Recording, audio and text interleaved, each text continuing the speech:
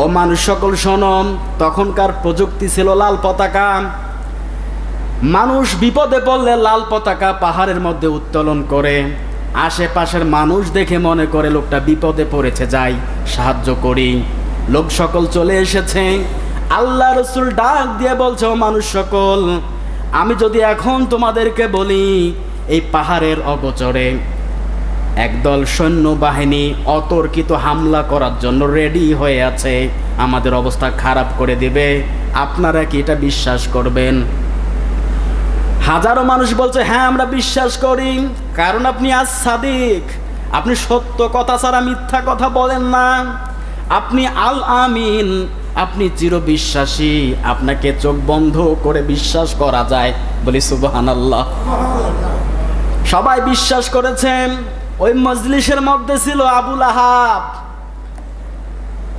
ডাক দিয়ে বলছে, মুহাম্মদ, তোমার রবের কথা প্রচার করার জন্য আমাদেরকে তুমি ডেকেছো, তোমার ধ্বংস হোক, তোমার প্রতি লানত। এই বলে একটা পাথর নিয়ে আল্লাহ রসুলকে নিক্ষেপ করেছে। বলি নাউজুবিল্লাহ। পাথর নিক্ষেপ করেছে নবীকে। আল্লাহ পাক রব্বুল আলামিন পাথরটা নবীজির গায়ে স্পর্শ হতে দেয় নাই, জমিনের মধ্যে ফেলে দিয়েছেন। আল্লাহ পাক ভীষণ রাগান্বিত হয়ে গেলেন, আমার নবীকে পাথর নিক্ষেপ করো তুমি। ওই সময় সঙ্গে সঙ্গে আল্লাহ পাক রব্বুল আলামিন হাবিবকে জানিয়ে দিলেন, তাব্বাত ইয়াদা আবি লাহাবি ওয়া তাব, ধ্বংস হোক আবু লাহাবের দুই হস্তদ্বয়, ধ্বংস হোক ও নিজেও, ওর টাকা পয়সা ধন দৌলত, ওর স্ত্রী সন্তান, দুনিয়ার জমিনে ওর একটাও কাজে আসে নাই।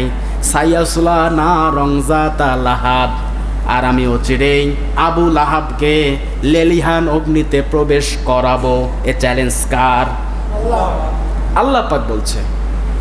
আবু জেহেল ঢিল মেরেছে কয় হাত দিয়ে বলেন তো? এক হাত দিয়ে। কেউ কি দুই হাত দিয়ে ঢিল মারতে পারবে? পারবে না। আবু জেহেল এক হাত দিয়ে ঢিল মেরেছে নবীকে। আল্লাহ পাক রব্বুল আলামিন তো বলতে পারতেন, তাব্বাত ইয়াদুন আবি লাহাবি ওয়া তাব, ধ্বংস হোক আবি লাহাবের এক হাত। কিন্তু আল্লাহ পাক অভিশাপ দিয়ে বলছেন, না, ধ্বংস হোক আবু লাহাবের দুই হাত। কারণ আল্লাহ পাক জানেন আবু লাহাব যখন ঢিল ছড়েছে, বাম হাতটা একটু নড়াচড়া করে ডান হাতকে শক্তি দিয়েছে। কথা বলেন ঠিক কিনা? এজন্য আল্লাহ পাক বাম হাতটা কেউ ছাড় দিয়ে কথা বলে নাই, ও দুই হাতই ধ্বংস হয়ে যাক। আল্লাহ পাক অভিশাপ দিচ্ছেন। আল্লাহ পাক বলছেন, ওর স্ত্রী সন্তান টাকা পয়সা কোনো কাজে আসে নাই। সায়াসলা নারং যাতা লাহাব, হে নবী, অচিরেই খুব শীঘ্রই আমি আবু লাহাবকে জাহান্নামের মধ্যে নিক্ষেপ করব। সম্মানিত হাজিরিন, আবু লাহাব কি এখনো বেঁচে আছে? কথা বলেন। যখন আবু লাহাব বেঁচে ছিল ওটা ওই সময় নাজিল করেছে আমার আল্লাহ। এখন আবু লাহাব বেঁচে নেই, তার মানে স্পষ্ট বোঝা যায় মরার পর পরেই আবু লাহাবকে আল্লাহ পাক লেলিহান অগ্নিতে প্রবেশ করিয়েছে। কোনো সন্দেহ আছে? কোনো সন্দেহ নাই। আবু লাহাব রসুলের জন্ম পেয়ে খুশি, কিন্তু আদর্শ পেয়ে খুশি না। কথা বলেন ঠিক কিনা? আজও বাংলার জমিনে আবু লাহাবের মতো কোন মানুষ আছে ডিরেক্ট বলে দেয়, আমরা শরিয়া আইন বিশ্বাস করি না, আমাদের সংবিধানে শরিয়া আইন বলতে কিছুই নেই। বলি নাউজুবিল্লাহ। ওনার ঈমান আরও আছে?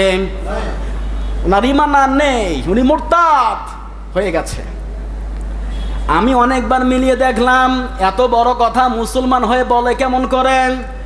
অনেক চিন্তা ভাবনা করে দেখলাম, ওনার ডান হাত বাংলাদেশে আর বাম হাত শক্তি দিচ্ছে লন্ডন থেকে। কথা বলেন ঠিক কিনা? আপনারা কি বুঝে গেছেন? এরকম শক্তি না থাকলে এত বড় কথা বলার সাহস কিভাবে সে পায়? ওর সংবিধানে আল কোরআন তো নেই, মানেও না, আবার নিজেকে মুসলমান বলে দাবি করে। ওর ঈমান আছে? যারা ওই লোকটাকে সমর্থন করবে, সহযোগিতা করবে, সাপোর্ট করবে, ওদের ঠিকানাও হবে আবু লাহাবের মতো। কথা বলেন ঠিক কিনা? আপনারা বুঝে ফেলছেন, আলহামদুলিল্লাহ। আমি বুঝাতে পারলেই আর কোনো সমস্যা নেই। সম্মানিত হাজিরিন, ঈমান ভঙ্গের কয়েকটা কারণ আছে, কমপক্ষে 10টা পয়েন্ট আছে। উযু ভঙ্গের কারণ 7টা। কয়টা বলেন তো? 7টা। নামাজ ভঙ্গের কারণ 19টা, কোনো একটা পয়েন্ট যদি ছুটে যায় নামাজ আর নামাজ থাকে না, নতুন করে আবার নামাজ আদায় করা লাগবে। কথা বলেন ঠিক কিনা? ওযু ভঙ্গের কারণ কমপক্ষে 7টা কারণের কোনো একটা ঘটনা যদি আপনার আমার সাথে মিলে যায়, বুঝে নেব আর উজু নেই, আবার নতুন করে উজু করে এসে নামাজ আদায় করা লাগবে। এরকম করে ঈমান ভঙ্গের কারণ আছে কমপক্ষে 10টা। এই 10 নাম্বার পয়েন্টের 4 নাম্বার পয়েন্টে বলা আছে, মুহাম্মদুর রাসূলুল্লাহর আদর্শ মেনে যারা রাজনীতি করবে না, ওদের ঈমান নেই, ওরা বেঈমান। বানিয়ে বলছি না, মিলে দেখবেন। ঈমান ভঙ্গের 3 নাম্বার পয়েন্টে বলা আছে, দুনিয়ার জমিনে কোরআন হাদিসের বাহিরে, কোরআনের বাহিরে যারা সংবিধান নিয়ে দেশ পরিচালনা করার টেন্ডেন্সি নিয়ে চলে, ইচ্ছা নিয়ে চলে, ওদেরকে যারা সমর্থন করবে ওদেরও ঈমান নেই। আমি বলিনি, আল্লাহ বলেছেন। আমার ওপর রাগ আছে আপনাদের? এটা আল্লাহ বলেছেন, আমি বললাম। কারণ সব থেকে উত্তম চরিত্রের অধিকারী মুহাম্মদ রাসূলুল্লাহ সাল্লাল্লাহু আলাইহি সাল্লাম। আপনি ব্যক্তিগত জীবনে নামাজ আদায় করেন, হজ করেছেন, যাকাত দেন, পর্দাও করেন, নিয়ম সব কিছু আপনি মানেন, কিন্তু রাজনৈতিক জীবনে আল্লাহ রসুলকে আপনি মানতে পারেন না, আপনার ঈমান নেই, বেঈমান। কারণ আব্দুল্লাহ ইবনে উবাই জীবনের সব ক্ষেত্রে রসুলকে মেনেছেন, শুধু একটা জায়গায় গিয়ে মানে নাই। রাজনৈতিক জীবনে আল্লাহ রসুলকেও আদর্শ হিসাবে মানে নাই, নেতা হিসাবে মানে নাই। ওর নেতা ছিল আবু জেহেল। ওর ঠিকানা কোথায়? জাহান্নাম। এরা মুনাফিক। সম্মানিত হাজিরিন, অল্প কথায় বুঝে নেবেন। এবার আসেন দেখি আবু তালিব, তার আপন চাচা, আল্লাহ রসুলকে শিশুকাল থেকে লালন পালন করেছে, খাইয়েছেন, পড়িয়েছে, অনেক সেবা যত্ন করেছে।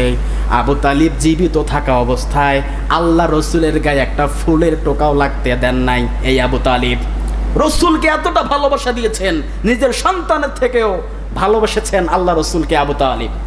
এই আবু তালিব ইন্তেকালের সময় আল্লাহর নবী শিয়রে উপস্থিত। আবু তালিবের মাথা মোবারকটা রসুলের কোলের মধ্যে। আল্লাহ রসুল বলে, চাচা আপনি শুধু একবার ক্বালা লা ইলাহা ইল্লাল্লাহ লা মুহাম্মাদুর রাসূলুল্লাহ, শুধু একবার বলেন লা ইলাহা ইল্লাল্লাহ মুহাম্মাদুর রাসূলুল্লাহ বলতে হবে না। ও চাচা, শুধু একবার আমার আল্লাহকে একবার স্বীকৃতি জানান, কিয়ামতের ময়দানে আল্লাহর সাথে ঝগড়া করে হলেও আপনাকে আমি জান্নাত নিয়ে যাব। বলি সুবহানাল্লাহ। ও চাচা একবার বলেন।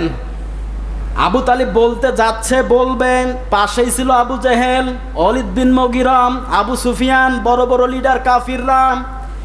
এরা ডাক দিয়ে বলছে, আবু তালিব সারা জীবন ধর্ম পালন করে আসলা, আর মৃত্যুকালে এসে তোমার বাপ দাদার ধর্মকে চুনকালি মাখবা। আবু তালিব মুহাম্মদকে বলছে, ভাতিজা তোমাকে অনেক ভালোবাসি, কিন্তু তোমার ওই কালিমা আমি পাঠ করতে পারলাম না। বলি নাউজুবিল্লাহ। আবু তালিব ইন্তেকাল করেছেন। আল্লাহ রসুলের মন খারাপ, কারণ আপন চাচা তো, রক্তের মধ্যে রক্তের সম্পর্ক, একটা ভালোবাসা আছে না নাই? তার উপর আবার সারা জীবন তার কাছে মানুষ হয়েছেন। আল্লাহ রসুল কেঁদে ফেলছেন। তারপরে আল্লাহ রসুল আল্লাহর কাছে ফরিয়াদ করছে, রব্বুল আলামিন আমার আপন চাচা, মেহেরবানি করে তাকে মাফ করে দেন। আল্লাহ পাক বলেন, হে নবী, কোনো নবীদের জন্য শোভনীয় নয় কোনো মুশরিকদের জন্য প্রার্থনা করা, আপনাদের জন্য শোভনীয় নয়। হ্যাঁ নবী, আমি জানি লোকটা আপনার আপন চাচা, কিন্তু লোকটা তো মন নেই। আমি রবকে স্বীকৃতি দেয় নাই, আপনি নবীকে নবী হিসাবে মানে নাই। ইন্নাকা লা তাহদি মান আহাবাবতা ওয়ালাকিন্নাল্লাহা ইয়াহদি মান ইয়াশা ওয়া হুয়া আলামু বিল মুহতাদিন। আল্লাহু আকবার। সূরা কসাস 20 নম্বর পারার 28 নম্বর সূরা 6 নম্বর রুকুর 56 নম্বর আয়াতের মধ্যে আছে। আল্লাহ পাক বলছেন, হ্যাঁ নবী, আপনি মন খারাপ কেন করেন? আপনি চাইলেই তো আপনার চাচাকে হেদায়েত দিতে পারবেন না। হেদায়েত দেওয়ার মালিক আমি একমাত্র আল্লাহ। বলি আল্লাহু আকবার। কারণ কোন নবীদের হাতে আল্লাহ পাক হেদায়েতের দায়িত্ব ছেড়ে দেয় নাই। যদি নবীদের হাতে আল্লাহ পাক দায়িত্ব দিতেন, নিজের আপন চাচা আবু তালিবকেও আল্লাহ রসুল হেদায়েত দিতে পারতেন কি পারতেন না? আবু লাহাবকেও পারতেন, কিন্তু হেদায়েত একমাত্র কার হাতে?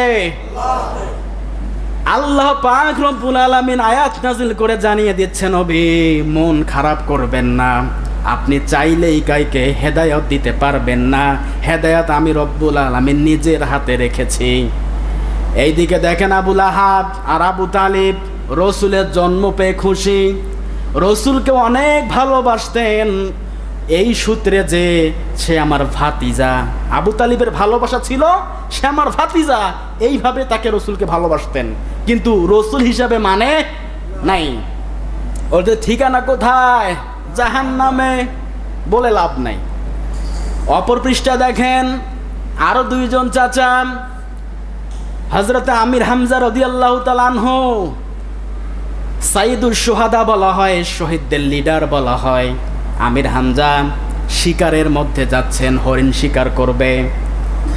বনের হরিণ ডাক দিয়ে বলছে, আমির হামজা আমার পিছনে তোমাকে দৌড়াতে হবে না, একটা সওয়ালের জবাব যদি দিতে পারো আমি হরিণ এসে তোমার কাছে ধরা দেব। আশ্চর্য ব্যাপার, হরিণ কথা বলে, তোমার ভাতিজা মুহাম্মদকে আবু জাহেল মক্কার প্রান্তরে আঘাত করে শুয়ে রেখেছে আমির হামজা, এর যদি বিচার তুমি করতে পারো, জবাব যদি দিতে পারো, আমি হরিণ কথা দিচ্ছি তোমার কাছে এসে ধরা দেব, তোমাকে আসতে হবে না। হরিণের জবান খুলে দেওয়ার মালিক কে? অনেক ইতিহাস আছে হরিণ কথা বলেছে মুসা নবীর সাথে, ওইদিকে না যাই।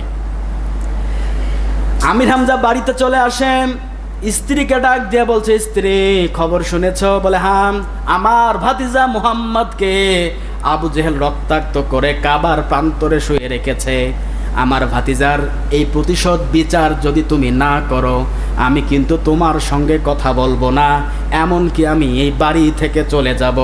আমির হামজা রাগ হয়ে খোলা তরবারি নিয়ে কাবার প্রান্তরে গিয়ে উল্টা পিঠ দিয়ে তরবারির আবু জেহেলকে আঘাত করেছে, রক্তাক্ত করেছে। আমির হামজা ছিল ওই সময় যোদ্ধা, মানুষ ওনাকে ভয় পেত যে আমির হামজা বলছে পালাও, কারণ যারা রাগী মানুষ কথায় কথায় তরবারি তোরে, এদের রাগ আছে না বেশি বলেন তো? মানুষ এদের একটু ভয় বেশি পায়। আমির হামজা ছিল সাহসী মানুষ। মুহাম্মদ রাসূলুল্লাহর কাছে এসেছে, ভাতিজা তোমাকে আঘাত করেছে আবু জেহেল, আমিও কিন্তু তাকে আঘাত করেছি, তুমি কি খুশি হয়েছ? আল্লাহর নবী বলে, চাচা আমি প্রতিশোধ নেওয়ার জন্য আসি নাই, আমি এসেছি মানুষকে কল্যাণের দিকে ধাবিত করার জন্যে। ওমা আরসালনাকা ইল্লা রাহমাতাল লিল আলামিন।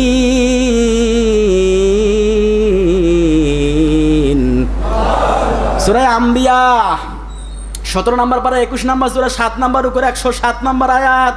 আল্লাহ পাক রব্বুল আলামিন জানিয়ে দিচ্ছে, হ্যাঁ নবী আমি রব্বুল আলামিন আর আপনি হচ্ছেন রহমাতাল লিল আলামিন, আমি গোটা জাহানের জন্য রব, আর আপনি মুহাম্মদুর রাসূলুল্লাহ হচ্ছেন গোটা জাহানের জন্য রহমত। যেখানেই আমাদের রব সেখানেই আমাদের রসুল আমাদের জন্য রহমত। আল্লাহ পাক বলেন, হ্যাঁ নবী আমি লা ইলাহা ইল্লাল্লাহ, আমি আমার নামকে 12টা হরফ দিয়ে পরিপূর্ণ করলাম। লা ইলাহা ইল্লাল্লাহ গনে দেখবেন সেখানে 12টা হরফ আছে।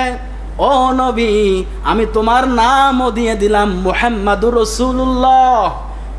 ও নবী আমার নামকে আমি সাজালাম 12টা হরফ দিয়ে, তুমি নবী তোমার নামকেও আমি সাজালাম 12টা হরফ দিয়ে।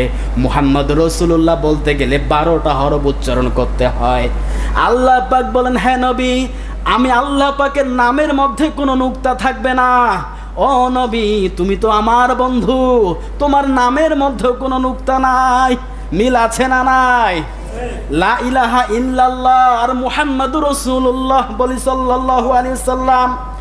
ও চাচা আমি প্রতিশোধ নেওয়ার জন্য আসি নাই, আমি এসেছি মানুষকে অন্ধকার জগৎ থেকে বের করে আলোর রাস্তা দেখানোর জন্য।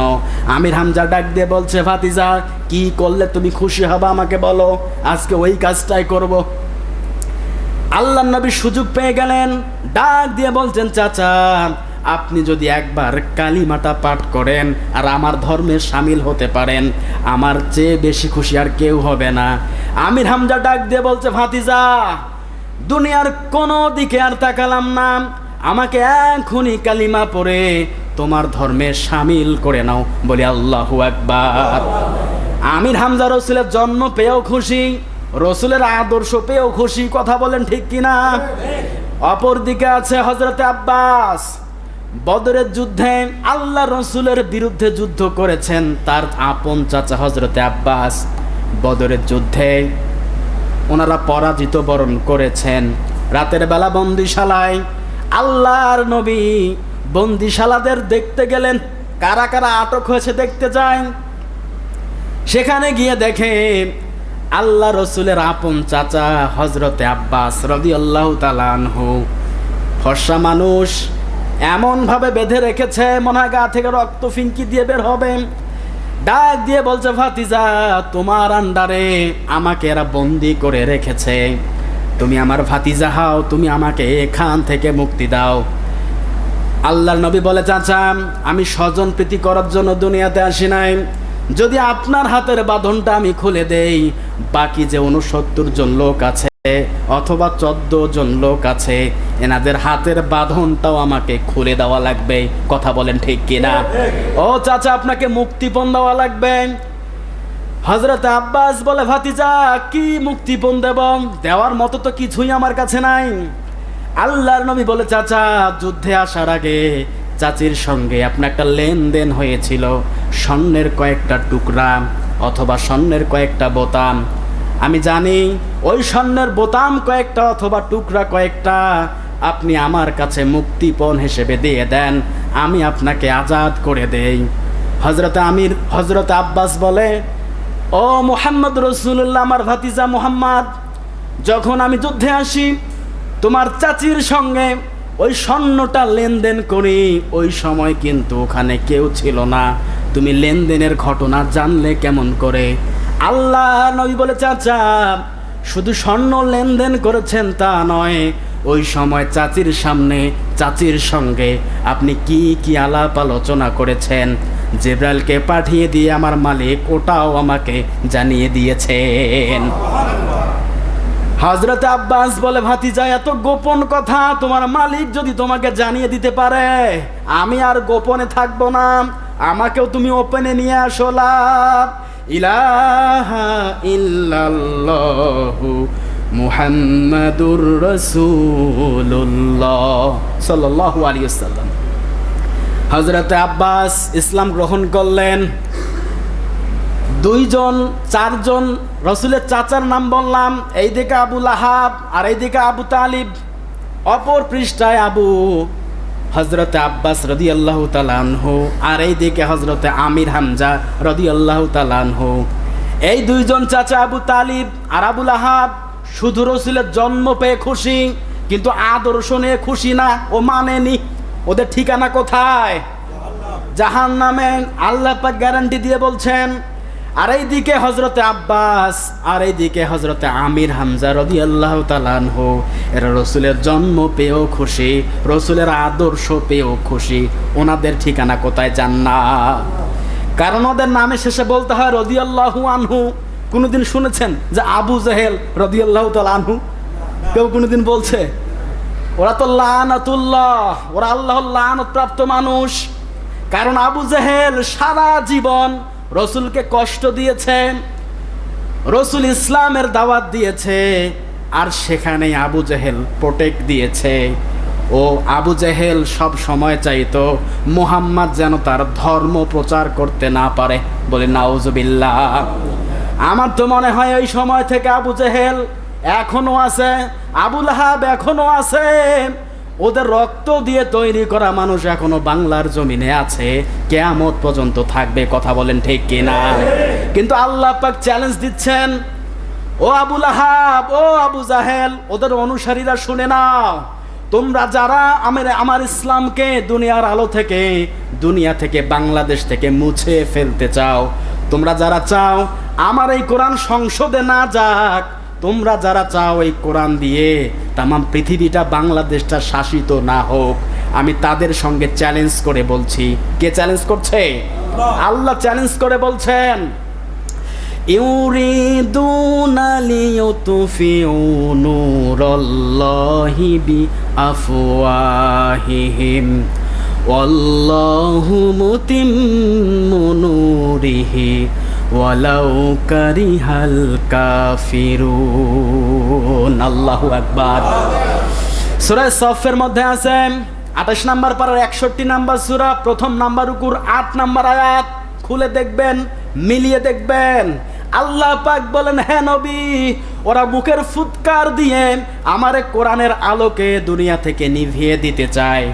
ওরা মনে করে আবু জেহেল আর আবু লাহাবের অনুসারী হয়ে বাংলাদেশের সংসদ ভবনে কোরআনের আইন বাস্তবায়ন আমি রব করতে পারবো না। ওরা এটা মনে করে। হে নবী, আমি চ্যালেঞ্জ দিয়ে বলছি, আল্লাহু মুতিম্মু নূরিহি, আমি রব চ্যালেঞ্জ করলাম কি, মুতিম্মু নূরিহি, আমার কোরআনের আলো শুধু বাংলাদেশ নয় তামাম পৃথিবীতে আমি এইটা প্রজ্বলিত করব। চ্যালেঞ্জ কার? আল্লাহ পাক গ্যারান্টি দিচ্ছেন, চ্যালেঞ্জ দিচ্ছেন। আপনি আজকে যতই আবু জেহেল আর আবু লাহাবের ভূমিকায় থাকেন না কেন, লাভ নেই। কারণ আল্লাহ পাক রব্বুল আলামিন তামাম পৃথিবীটা কোরআন দিয়ে শাসন করবে কি করবে না, এ বিশ্বাস আমাদের আছে না নাই?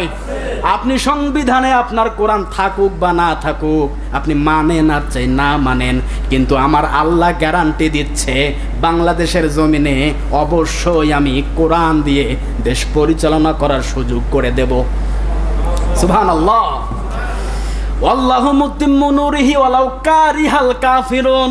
যদিও কাফিররা, মুশরিকরা এটা অপছন্দ করে, করুক করুক, এরা অপছন্দ, তাতে আমার কোনো যায় আসে না। আমার চ্যালেঞ্জ হচ্ছে কোরআনের আলো বাংলার জমিনে আমি কায়েম করব।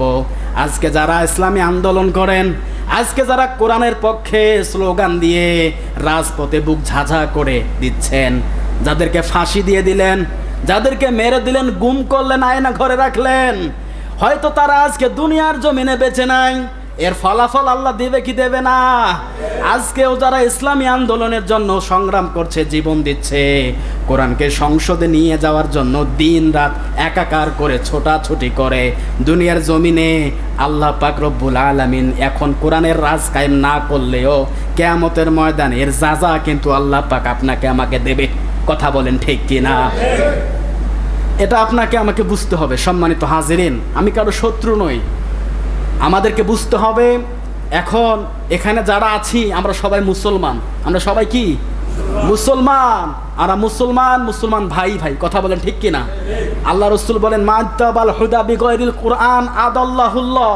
যেখানে কোরআন নাই, কোরআনের কর্মসূচি নাই, যে দরবারে, যে জায়গায়, যে দলে, যে রাজনীতিতে কোরআনের নিয়ম কানুন আদর্শ মোতাবেক রাজনীতি হয় না, ওটা বেঈমানের দল, ওটা হচ্ছে শয়তানের দরবার। আমি বানিয়ে বলছি, মানিতাবাল হুদা বিগায়রিল কোরআন, আর ওই দলে যারা যাবে আদাল্লাহুল্লাহ, ও নিজেই নিজেকে গোমরা করবে তা না, আমি রব্বুল আলামিন দায়িত্ব নিয়ে আদাল্লাহুল্লাহ, ওকে আমি গোমরা করে দেব। এই কথা কার? আল্লাহ যদি আপনাকে আমাকে গোমরা বানিয়ে দেয়, কোন বাবা আপনাকে বাঁচাবে বলেন? আজকে দল ছাড়তে রাজি না, অন্তত পক্ষে ধর্ম ছাড়বে, ও দল ছাড়বে না। এমন লোক আছে না নাই? এত করে বোঝাবেন ইসলাম, আমরা মুসলমান, আপনি অন্তত পক্ষে এই যে মুনাফিকের দলে থাকবেন না। মুনাফিক ছিল না? মুনাফিক সব মদিনার সব থেকে বড় মুনাফিক কে ছিল বলেন তো? আব্দুল্লাহ ইবনে উবাই। রসুলের সব মানতেন, রসুলের মতো নামাজ আদায় করেছে, দাড়ি রেখেছে, পাগড়ি পরেছে, জুব্বা পরেছে, ও রোজাও রেখেছে রসুলের মতো, সব কিছু রসুলের মতো করেছে, কিন্তু রাজনৈতিক জীবনে রসুলকেও মানতে পারে নাই প্রতিহিংসার কারণে, যে না আমি রসুলকে মানি না। ও তো সব থেকে বড় মুনাফিক। এখন যারা সবগুলো জানেন, বোঝেন, মানেন, বুঝতে পারছেন, সব স্পষ্ট আপনার সামনে, আপনি সব জানেন, সব বোঝেন, কারণ আল্লাহ পাক মানুষের বিবেককে দিয়েছে সব থেকে বড় আদালত। ইন্না শারাদ দাওয়াবি ইনদাল্লাহি সুম্মুল বুকমুল লাযিনা লা ইয়াকিলুন। আল্লাহ পাক বলছে যাদেরকে বিবেক দেওয়া হয়েছে ওরা বিবেক নেওয়ার পরে বিবেককে কাজে লাগায় না, ওরা চতুষ্পদ জানোয়ারের থেকেও নিকৃষ্ট। এটা আমার কথা না, আল্লাহর কথা। সূরা আনফালের 50 নম্বর আয়াত খুলে দেখবেন। আপনি সব জানেন ওটা ভুল, ওরা কোরআন হাদিসের বাহিরে চলাফেরা করে, সব জানেন, সব বোঝেন, কিন্তু বাস্তবতায় আপনি মানতে রাজি না, কারণ আপনার দল সম্মান যাবে। হ্যাঁ, এরকমটা করবেন না প্রিয় ভাইয়েরা। আল্লাহ পাক রব্বুল আলামিন আমাদের সকলকে সহি বুঝ দান করুক, সকলে বলে আমিন। আমরা আমাদের পরিচয়, আমরা মুসলমান, আমাদের পরিচয় কি? এখানে কোনো হিন্দু ভাই নামাজ পড়তে আসবে? খ্রিস্টান নামাজ পড়তে আসবে? কেউ আসবে না। আমরা মুসলমান, শুধু মসজিদ পর্যন্তই আমাদের মুসলমান থাকবে না। আমাদের ব্যক্তিগত জীবন, পারিবারিক জীবন, সামাজিক জীবন, রাষ্ট্রীয় জীবন, এমনকি রাজনৈতিক জীবন পর্যন্ত রসুলের তাবেদারি এবং আদর্শ মানা লাগবে। তাহলেই আমরা পরিপূর্ণ মুসলমান হিসেবে নিজেকে পরিচয় দিতে পারবো। কথা বলেন ঠিক কিনা?